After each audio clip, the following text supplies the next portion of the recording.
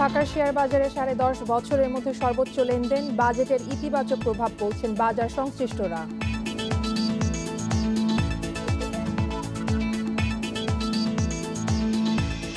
সারা দেশে ব্রডব্যান্ড ইন্টারনেটের দাম নির্ধারণ করে দিল বিটিআরসি। 5 এমবিপিএস মাসে 500 টাকা।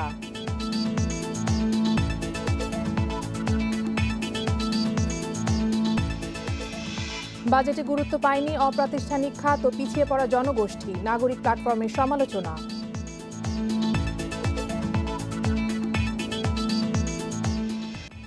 আমন্ত্রণ অর্থনীতি সারাদিনে আপনাদের সঙ্গে আছেন কপ্তিয়া মুমতাহানা। শুনছিলেন শিরোনাম, এবারে জানাবো পুরো খবর।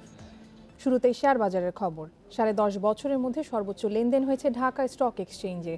সপ্তাহের প্রথম কার্যদিবসে ঢাকার শেয়ার বাজারে লেনদেন ছাড়িয়েছে 2,669 কোটি টাকা। তবে প্রধান সূচক কমেছে ডিএসইতে। আর চট্টগ্রাম স্টক এক্সচেঞ্জে লেনদেন হয়েছে 159 কোটি 84 লাখ টাকা। এদিকে বাজেটে কর্পোরেট কর কমানোর প্রস্তাবের ইতিবাচক প্রভাব বাজারে পড়েছে বলছেন বিশ্লেষকরা। রোববার দিনের শুরু থেকেই উত্থান পতনে ঢাকা স্টক এক্সচেঞ্জ। লেনদেন শেষে প্রধান সূচক ডিএসইএক্স কমেছে 15.13 পয়েন্ট এবং অবস্থান করছে 6,038 পয়েন্টে। সূচক কমলেও 10.5 বছরের মধ্যে সর্বোচ্চ লেনদেন হয়েছে ঢাকার শেয়ার বাজারে। মোট লেনদেন হয়েছে 2,669 কোটি 38 লাখ টাকার শেয়ার, যা আগের কার্যদিবস থেকে 487 কোটি টাকা বেশি। এর আগে 2010 সালের 6 ডিসেম্বর ঢাকার শেয়ার বাজারে 2,710 কোটি 61 লাখ টাকার শেয়ার লেনদেন হয়েছিল। বিশ্লেষকরা বলছেন, তালিকাভুক্ত এবং অতালিকাভুক্ত কোম্পানির কর হার কমানোর প্রস্তাবে গতি ফিরেছে শেয়ার বাজারের লেনদেনে। কর্পোরেট ট্যাক্স কমানো, সেটা 25% থেকে 22.5% করার যে প্রস্তাব মাননীয় অর্থমন্ত্রী দিয়েছেন, তাতে করে পুঁজিবাজারের গভীরতা বাড়বে, কোম্পানিগুলোর সক্ষমতা বাড়বে, নতুন কোম্পানি লিস্টেড হবে এবং বিনিয়োগকারীরা তাতে উপকৃত হবেন।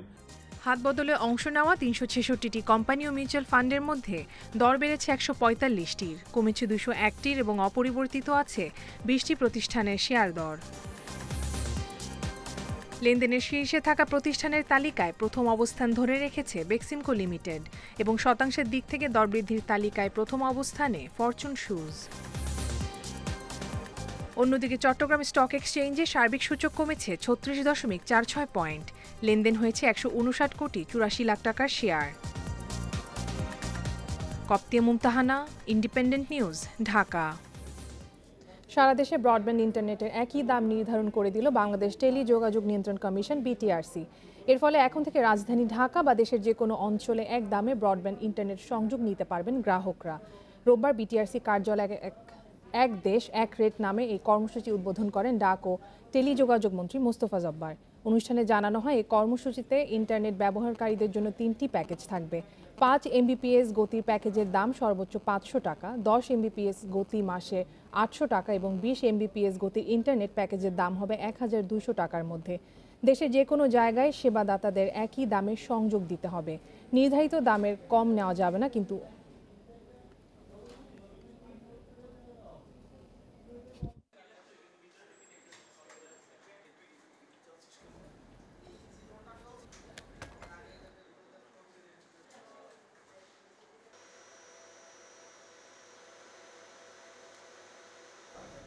ব্রডব্যান্ড ইন্টারনেটের একই দাম নির্ধারণ নিয়ে আলোচনা করতে আমাদের সাথে যুক্ত হচ্ছেন আইএসপিএবির সভাপতি এম.এ. হাকিম। জনাব হাকিম, আপনাকে স্বাগত জানাচ্ছি অর্থনীতি সারাদিনে। তো আজকে তো ব্রডব্যান্ড ইন্টারনেটের 3টি প্যাকেজের দাম নির্ধারণ করে দেওয়া হলো। তো আপনার কাছে জানতে চাইবো যে আপনাদের প্রতিযোগিতা সাপেক্ষে কিন্তু ব্রডব্যান্ড ইন্টারনেটের দাম কমে আসার কথা, এই ক্ষেত্রে বিটিআরসির দাম নির্ধারণ কেন করতে হলো?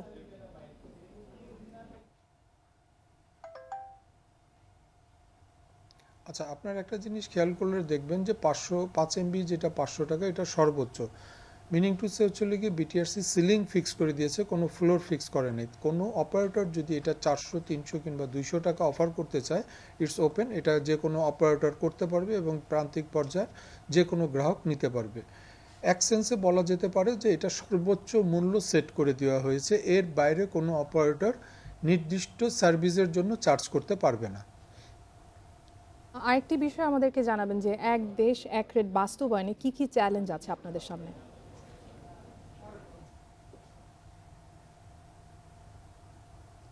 আচ্ছা, ডেফিনেটলি প্রথমের দিকে কিছু চ্যালেঞ্জ থাকবে। আপনি যদি দেখেন যে ইন্টারনেট যে ডোমেন কিংবা প্রান্তিক পর্যায়ে আমরা যখন ইন্টারনেট সার্ভিসটা প্রোভাইড করছি, ভ্যালু চেনে আরও কতগুলি অপারেটর কিংবা স্টেক হোল্ডার এর সাথে জড়িত। উদাহরণস্বরূপ হচ্ছে গিয়ে ট্রান্সমিশনের জন্য এনটিটিএন অপারেটর এবং আমাদের যে ইন্টারন্যাশনাল ইন্টারনেট ব্যান্ডউইথটা আইএজি অপারেটরের কাছ থেকে পারচেস করে নিতে হয়। তা এই দুই স্টেক হোল্ডারের প্রাইসটাও ঠিক সমভাবে কমে নিয়ে আসতে হবে এবং আমরা আশা করি যে বাই জুন অথবা জুলাইয়ের মধ্যে এটা অন্যান্যভাবেও কমে আসবে। এইটা যদি কমে আসে সেই ক্ষেত্রে ডেফিনেটলি আমাদের যে চ্যালেঞ্জটা আছে এই চ্যালেঞ্জটা আমরা ডেফিনেটলি ওভারকাম করতে পারবো। এবং দ্বিতীয়ত হচ্ছে গিয়ে প্রান্তিক পর্যায়ের এবং বিশেষ করে ইউনিয়ন পর্যায়ে যে কোয়ালিটি অফ সার্ভিস এনশিওর করা এবং বিটিআরসি যদি তার ক্লোজ মনিটরিং টিম আরও এনশিওর করে এবং আমরা যারা অপারেটর আছি আমাদের অপারেটর কল সেন্টার এবং কারিগরি জ্ঞানসম্পন্ন আরও ইঞ্জিনিয়ার যদি মার্কেটে ডিপ্লয় হয় এবং ইউনিয়ন পর্যায়ে যদি কাজ করতে আগ্রহী বিভিন্ন ইঞ্জিনিয়ার যদি আমাদের ইন্ডাস্ট্রির সাথে অ্যাটাচমেন্টে আসে, আমার মনে হয় যে এই চ্যালেঞ্জগুলি যে সামনে যে চ্যালেঞ্জগুলি আসবে খুব সুন্দরভাবে ওভারকাম করা সম্ভব হবে বলে আশা করছি। আপনার কাছে জানতে চাইবো যে এরকম বলা হয়েছে যে নির্ধারিত দামের কম নেওয়া যাবে কিন্তু বেশি নেওয়া যাবে না, সেই ক্ষেত্রে আসলে কতটুকু দাম কমানো সম্ভব?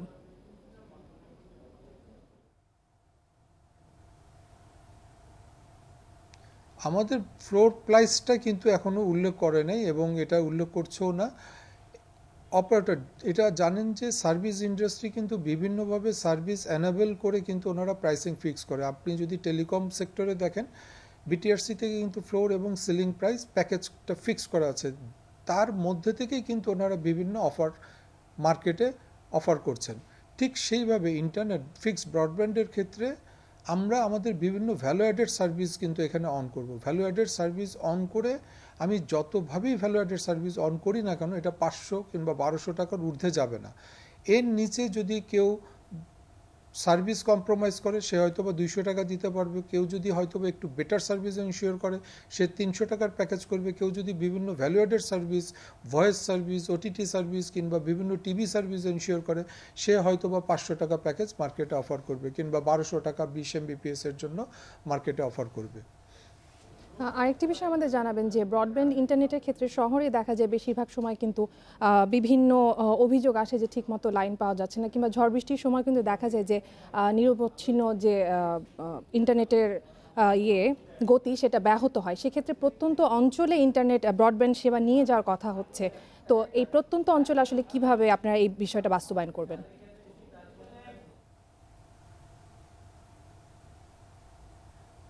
আচ্ছা, আপনারা জানেন যে বর্তমান সরকার ইনফো সরকার 3 একটা প্রজেক্ট করেছে, যে ইনফো সরকার 3 প্রজেক্টের মাধ্যমে প্রায় 26 ইউনিয়নে ফাইবার অপটিক্স কেবল পৌঁছে গেছে।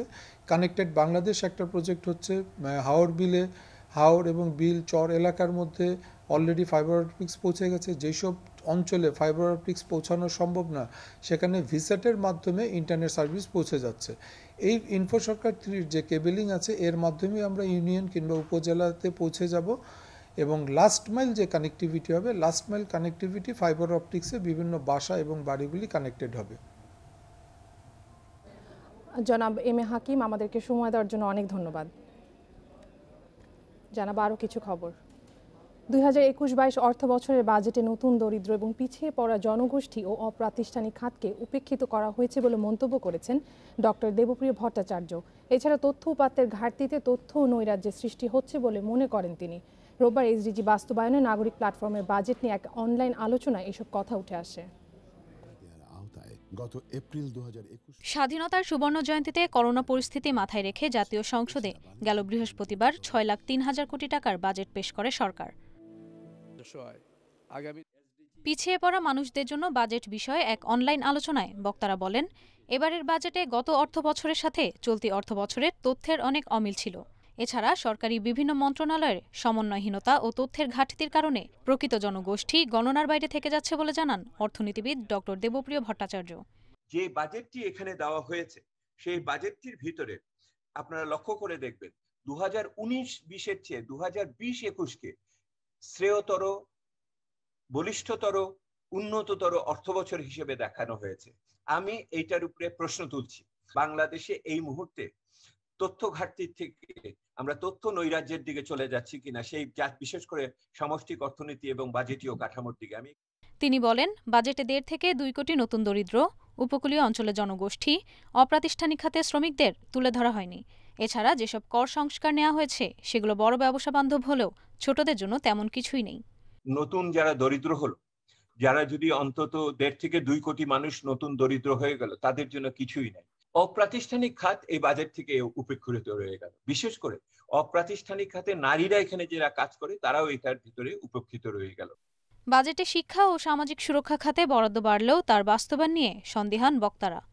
ডাইরেক্ট ট্যাক্সেশনে অনেক ছাড় দেওয়া হয়েছে, বিভিন্ন ধরনের ইনডাইরেক্ট ট্যাক্সে ছাড় দেওয়া হয়েছে, কিন্তু যেটা নাকি ব্যয় করা হচ্ছে সে ব্যয় কিন্তু আমরা দেখছি যে খুব বড়ভাবে সেখানে পরিবর্তন আসেনি। যেসব জায়গাগুলোতে আমাদের পরিবর্তনটা প্রয়োজন, যেমন সামাজিক সুরক্ষা খাত বলি আমরা। মোবাইল ব্যাংকিং এবং বেসরকারি বিশ্ববিদ্যালয়ে কর আরোপ যেন জনগণের ঘাড়েই না পড়ে সেদিকে লক্ষ্য রাখার পরামর্শ দেন বক্তারা। Ishrat Suma, independent news, Dhaka. করোনায় 95% ক্ষুদ্র ও মাঝারি খাতের উদ্যোক্তাদের উৎপাদন এবং বিক্রি কমেছে, 70% কমেছে মুনাফা। রোববার অর্থনৈতিক রিপোর্টারদের সংগঠন ইকোনমিক রিপোর্টার্স ফোরাম ইআরএফ আয়োজিত এক অনলাইন আলোচনায় এসব তথ্য উঠে আসে।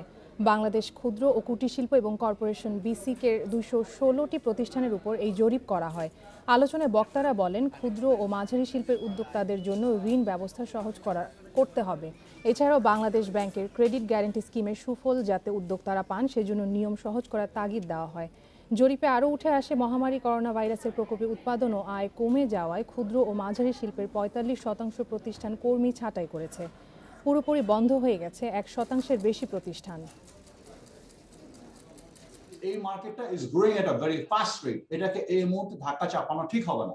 এটা আরেকটু গ্রো করুক, যখন আমাদের একটা সাবস্ট্যানশিয়াল রেভিনিউ আসবে, that's when exactly we can start taxing these industries. Bangabandhu শিল্প নগরীতে 220 কোটি টাকা বিনিয়োগ করবে বহুজাতিক প্রতিষ্ঠান ম্যারিকো বাংলাদেশ। এ বিষয়ে রাজধানীর অর্থনৈতিক অঞ্চল কর্তৃপক্ষের কার্যালয়ে বেজার সাথে একটি চুক্তি স্বাক্ষর করে প্রতিষ্ঠানটি। আগামী 2 বছরের মধ্যে প্রতিষ্ঠানটি কাজ শুরু করতে পারবে বলে আশা বেজার। চট্টগ্রামের সীতাকুণ্ড, মিরসরাই উপজেলা ও ফেনী সোনাগাজী উপজেলার প্রায় 30,000 একর জমির ওপর প্রতিষ্ঠিত হচ্ছে বঙ্গবন্ধু শেখ মুজিব শিল্পনগর। ইতিমধ্যে বিভিন্ন দেশি বিদেশি প্রতিষ্ঠানের $23 বিলিয়ন বিনিয়োগ এই শিল্পনগরীতে নিশ্চিত হয়েছে। এমনকি করোনা মহামারীতেও এই শিল্পনগরীর জন্য প্রায় $5 বিলিয়ন বিনিয়োগের প্রস্তাব এসেছে। চুক্তি স্বাক্ষর অনুষ্ঠানে জানানো হয়, বঙ্গবন্ধু শেখ মুজিব শিল্পনগরীতে 220 কোটি টাকার বেশি বিনিয়োগের আগ্রহ মেরিকো বাংলাদেশের। নতুন কারখানায় প্রসাধন সামগ্রীর পাশাপাশি পেট বোতল তৈরি হবে। কারখানাটিতে 500 লোকের কর্মসংস্থান সৃষ্টি হবে। আগামী 1 বছরের মধ্যে কার্যক্রম শুরু করতে চায় মেরিকো। মেরিকো বাংলাদেশের 99% পণ্যই বাংলাদেশে উৎপাদন হয়। নতুন এই কারখানায় মেরিকো 220 কোটি টাকার বেশি বিনিয়োগের সিদ্ধান্ত নিয়েছে। এর মাধ্যমে পণ্য উৎপাদনের পোর্টফোলিও আরও মজবুত হবে। দ্রুতই কারখানা স্থাপনের জন্য 10 একর জমি হস্তান্তর করা হবে মেরিকোকে। সবকিছু ঠিক থাকলে আগামী 2 বছরের মধ্যে প্রতিষ্ঠানটি তাদের কার্যক্রম শুরু করতে পারবে বলে জানায় বেজা। শিল্প খাতের যে গ্রোথ সেটা অব্যাহত থাকার ক্ষেত্রে এই প্রজেক্টটা গুরুত্বপূর্ণ ভূমিকা রাখবে।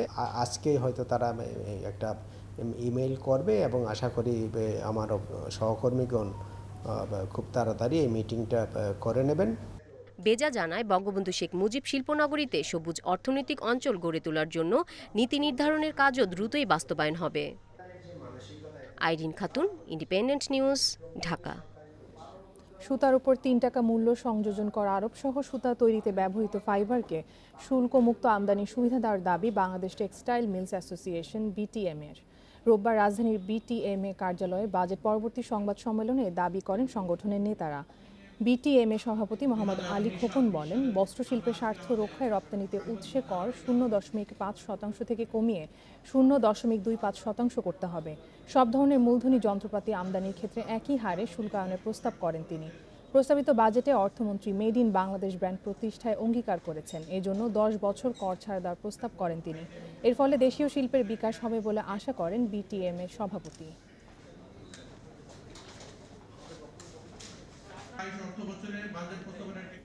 পদ্মা সেতু, মেট্রো রেল সহ সব মেগা প্রকল্প বাস্তবায়নে নতুন বাজেটে বরাদ্দ 54,451 কোটি টাকা। এই বরাদ্দকে পর্যাপ্ত বললেও ঠিক সময় শেষ করতে তদারকি বাড়ানোর পরামর্শ দিচ্ছেন বিশেষজ্ঞরা। এদিকে পরিকল্পনা মন্ত্রী বলছেন প্রকল্পগুলো দ্রুত শেষ করতে কোনো ছাড় দেওয়া হবে না। করোনার মধ্যেও দ্রুত এগোচ্ছে পদ্মা সেতুর নির্মাণ কাজ। বাজেট বক্তৃতায় অর্থমন্ত্রী জানিয়েছেন চলাচলের জন্য তা খুলে দেওয়া হবে আগামী বছরের জুনেই। বাকি কাজ শেষ করতে বরাদ্দ রেখেছেন ৩৫০০ কোটি টাকা। এবছরের ডিসেম্বরে মেট্রো রেল চালুর লক্ষ্য থাকলেও উত্তরা আগারগাঁও অংশে যাত্রী পরিবহন শুরু হতে অপেক্ষা করতে হবে আগামী বছরের ডিসেম্বর পর্যন্ত।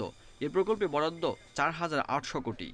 ফাস্ট ট্র্যাকের প্রজেক্টগুলি প্রথম দিকে যেইভাবে সরকারের সর্বোচ্চ পর্যায় থেকে প্রতি ২ মাসে একটা করে মনিটরিং কমিটির মিটিং করে এখানে একটা থ্রাস্ট দিয়ে রেখেছিল, মাঝখানে কিন্তু সেই জিনিসটা হারিয়ে গেছে।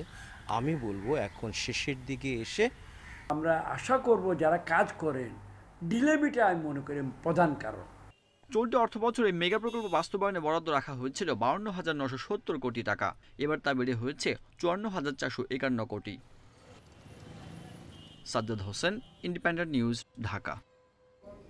বহুজাতিক কোম্পানিগুলো থেকে বেশি ট্যাক্স আদায়ের লক্ষ্যে এক ঐতিহাসিক চুক্তিতে পৌঁছেছে বিশ্বের শীর্ষ অর্থনীতির দেশগুলোর জোট G7। লন্ডনে G7 সদস্য দেশগুলোর অর্থমন্ত্রীদের এক বৈঠকে সিদ্ধান্ত নেওয়া হয় বিশ্বব্যাপী সর্বনিম্ন কর্পোরেট ট্যাক্সের হার ১৫% নির্ধারণ করা হয় এই বৈঠকে। এতে করে মহামারী মোকাবেলায় ব্যয় সংকুলানে নতুন পথ পাওয়ার আশা দেশগুলোর। বহু বছর ধরেই গুগল, অ্যাপল, অ্যামাজন, ফেসবুকের মতো বহুজাতিক প্রতিষ্ঠানের কাছ থেকে শুল্ক আদায়ের পথ খুঁজছিল বিশ্বের শীর্ষ অর্থনীতির দেশগুলো। অবশেষে লন্ডন G7 সামিটে ন্যূনতম ১৫% কর্পোরেট কর আরোপের সিদ্ধান্তে একমত হয় দেশগুলো। এখন থেকে বহুজাতিক কোম্পানিগুলো যে দেশেই ব্যবসা করুক না কেন গুনতে হবে 15% কর। কর্পোরেট ট্যাক্সের বিষয়ে ঐক্যমতে পৌঁছানো যাত্রা অনেক দীর্ঘ। দেরিতে হলেও অবশেষে আমরা একটি সিদ্ধান্তে পৌঁছেছি। সর্বনিম্ন 15% কর আরোপের সিদ্ধান্তে বিশ্বব্যাপী বহুজাতিক প্রতিষ্ঠানগুলোর জন্য একটি সমতল ক্ষেত্র তৈরির পথ সুগম হলো। এতে ভবিষ্যতে অবকাঠামোগত উন্নয়নে আরও বেশি ব্যয়ের সুযোগও বাড়বে। এমন সিদ্ধান্তে তথ্য প্রযুক্তি খাতের অ্যামাজন, ফেসবুক, গুগলের মতো বড় কোম্পানিগুলোকে আরও বেশি কর পরিশোধ করতে হবে। এছাড়া অন্যান্য খাতের বহুজাতিক কোম্পানিগুলোকেও বড় অঙ্কের কর পরিশোধ করতে হবে বিভিন্ন দেশে। এতে করে বিভিন্ন দেশের সরকারগুলোর হাতে বিলিয়ন বিলিয়ন ডলার আসবে, যা দিয়ে মহামারী মোকাবেলায় খরচের নতুন পথ পাওয়া যাবে বলে আশা করছেন তারা। মার্কিন প্রেসিডেন্ট জো বাইডেন সর্বনিম্ন ট্যাক্স ২১% প্রস্তাব করলেও তা 15% নির্ধারণের সিদ্ধান্ত হয় সম্মেলনে। এতে বড় কোম্পানিগুলোর মুনাফায় এবছর অন্তত 10% পর্যন্ত প্রভাব পড়তে পারে বলছেন বিশ্লেষকরা। তবে এই সিদ্ধান্তে রাজস্ব আদায়ের সম্ভাবনা বাড়লেও আবার অনেক দেশ থেকেই ব্যবসা গুটিয়ে নিতে পারে বহুজাতিক কোম্পানিগুলো, ধারণা বিশ্লেষকদের। G7 সদস্য দেশগুলো যুক্তরাষ্ট্র, Britain, France, Germany, Canada, Italy ও জাপান আগামী মাসে G20 সম্মেলনে কর ব্যবস্থা সংস্কারের এই প্রস্তাবটি তুলে ধরবেন। ধারণা করা হচ্ছে ধনী দেশগুলোর চাপে G20 জোটও এমন সমঝোতায় আসতে পারে। Ishrat Suma, independent news. এবারে জানাবো বিশ্বের প্রধান মুদ্রার সাথে টাকার আজকের বিনিময় হার। অপরিবর্তিত যুক্তরাষ্ট্রের ডলারের দর বিনিময় হয়েছে ৮৪ টাকা ৯০ পয়সায়। যুক্তরাজ্যে পাউন্ডের দর কমেছে, বিনিময় হয়েছে ১২৩ টাকা ২২ পয়সায়। কমেছে ইউরোর দরও, বিনিময় হয়েছে ১০৫ টাকা ৩৮ পয়সায়। অপরিবর্তিত ভারতীয় রুপির দর বিনিময় হয়েছে ১ টাকা ২৪ পয়সায়। বেড়েছে সৌদি রিয়ালের দর, বিনিময় হয়েছে ২২ টাকা ৭৫ পয়সায়। দর অপরিবর্তিত আরব আমিরাতের দিরহামের বিনিময় হয়েছে ২৩ টাকা ২৩ পয়সায়। কুয়েতে দিনারের দর বেড়েছে, বিনিময় হয়েছে ২৮৩ টাকা ৯৪ পয়সায়। কমেছে মালয়েশিয়ান রিঙ্গিতের দর, বিনিময় হয়েছে ২০ টাকা ৬৭ পয়সায়। শেষ করব অর্থনীতি সারাদিন, শিরোনামগুলো জানিয়ে দেব আরও একবার। ঢাকার শেয়ার বাজারে ১০.৫ বছরের মধ্যে সর্বোচ্চ লেনদেন, বাজেটের ইতিবাচক প্রভাব বলছেন বাজার সংশ্লিষ্টরা।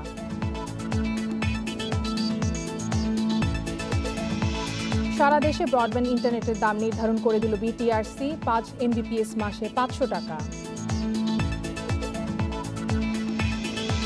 বাজেটে গুরুত্ব পায়নি অপ্রাতিষ্ঠানিক খাত ও পিছিয়ে পড়া জনগোষ্ঠী, নাগরিক প্ল্যাটফর্মের সমালোচনা।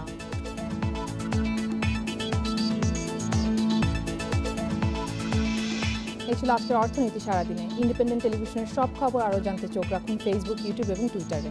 আমন্ত্রণ আমাদের পরের আয়োজনে।